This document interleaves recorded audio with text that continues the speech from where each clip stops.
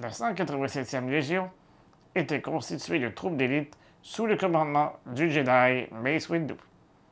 La simple vue de leurs casques était suffisante pour semer la peur dans le cœur de leurs ennemis.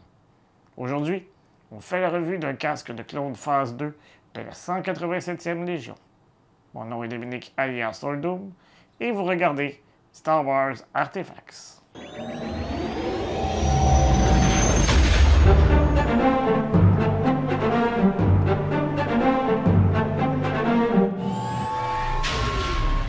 Même si ce n'est pas inscrit sur la boîte, je crois que ce casque fait partie de la Galactic Archive Series, une toute nouvelle série de produits dérivés de Disney. Il a fait son entrée à l'occasion du May the 4th, la journée où l'on célèbre Star Wars. Il est vendu dans les deux parcs Galaxy's Edge ainsi que sur le site web du Disney Store. Il se vend au coût de 100 $ US, 135 $ canadiens ou 90 €. Êtes-vous prêts?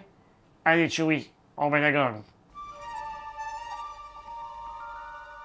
À l'exception de l'absence du logo de la Galactic Archive Series, la boîte est faite sur le même principe que celle du casque de Kylo Ren. À l'avant et sur les côtés, nous avons des photos du casque. À l'arrière, on nous explique les différentes fonctionnalités du casque. D'entrée de jeu, on peut constater que le casque est plus petit que le casque de clone phase 2 d'Hasbro.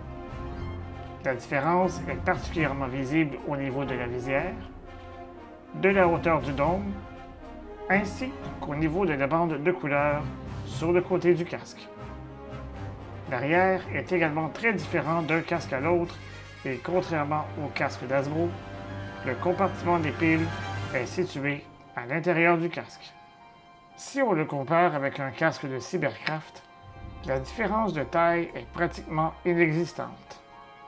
Si on cherche vraiment, on trouvera tout de même quelques différences, notamment au niveau de la hauteur du mohawk, de la grille au niveau des joues et au niveau de la rondelle située à l'arrière du casque. Voici maintenant une photo avec les trois casques afin de vous donner une idée des proportions. Avant de poursuivre l'analyse du casque, n'oubliez pas de vous abonner à la chaîne, de cliquer sur la petite cloche afin de recevoir les notifications et de liker la vidéo afin de nous aider à poursuivre notre travail. Vous pouvez également nous suivre sur les principaux médias sociaux à SW Artifacts. Lorsque nous aurons atteint 2000 abonnés sur la chaîne YouTube, deux d'entre vous auront la chance de gagner un de ces deux demi-bustes de la série Legends in 3 Dimensions offert par Gentle Giant Limited.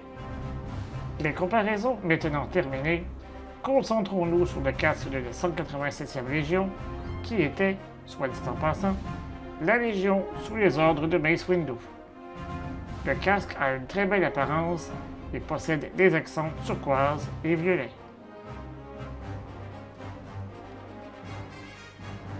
L'application de la peinture a été faite de manière à recréer des marques de vie.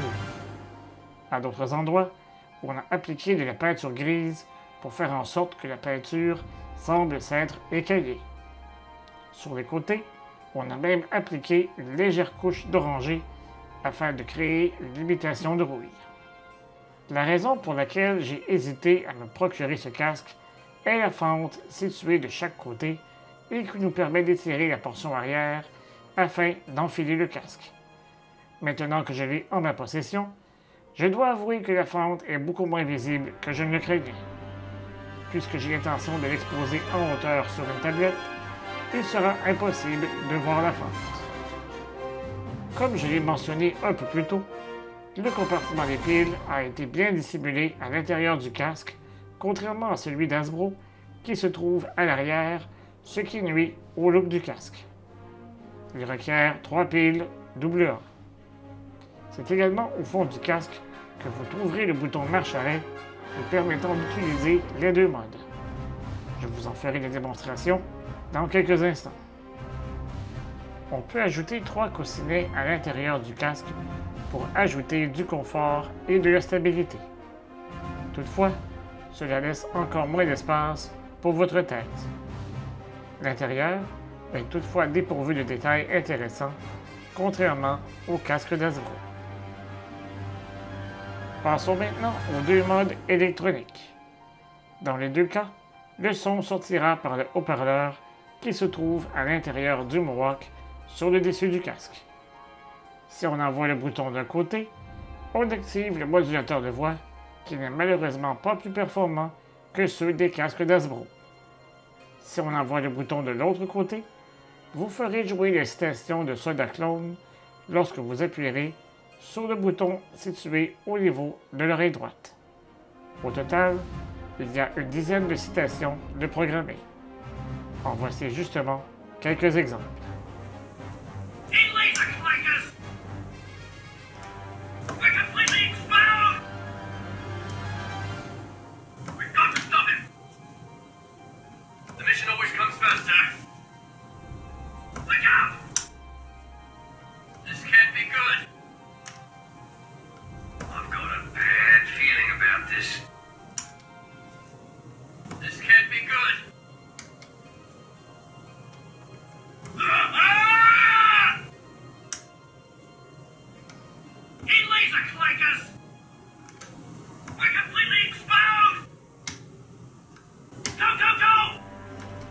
Pour avoir hésité à me le procurer, je suis très heureux d'avoir donné la chance à ce casque.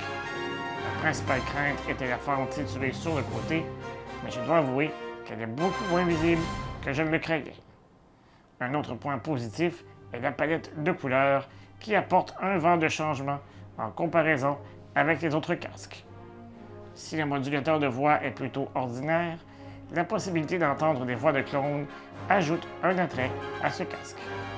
Et vous, que pensez-vous de ce casque? Préférez-vous la version d'Hasbro ou celle-ci? Dites-le moi dans les commentaires.